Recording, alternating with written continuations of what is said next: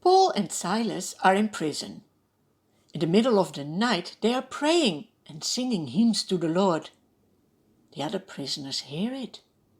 I think they will have been so surprised to hear such beautiful songs. How is it possible that people can sing when they are in prison and have a lot of pain? This will be a night the prisoners never forget. Suddenly there is a violent earthquake. The foundations of the prison shake. All the doors immediately fly open, and the chains of every prisoner come loose. God shows his power.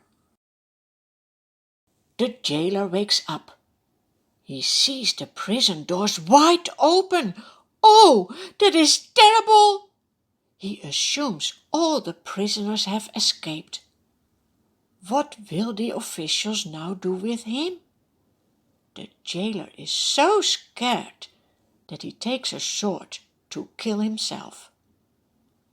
But Paul shouts to him, "Don't harm yourself! We are all here!"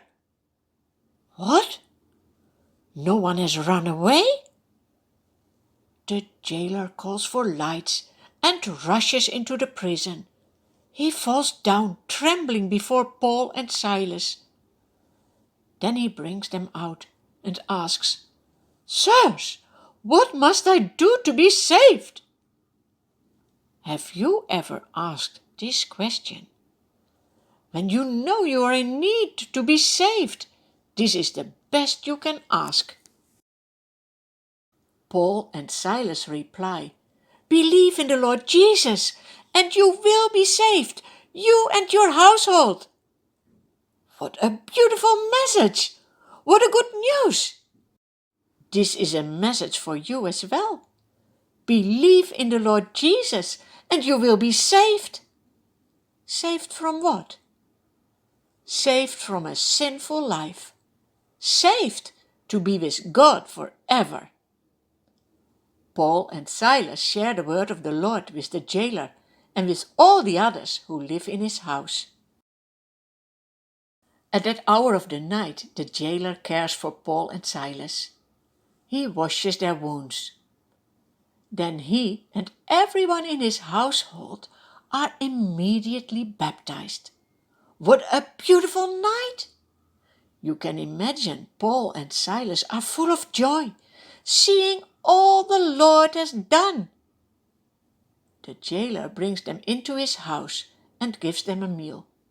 He is filled with joy because he has come to believe in God. He and his whole household as well.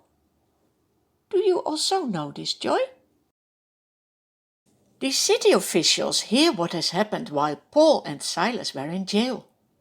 The next morning, when it is daylight, they send officers to the jailer and tell him, "Let those men go."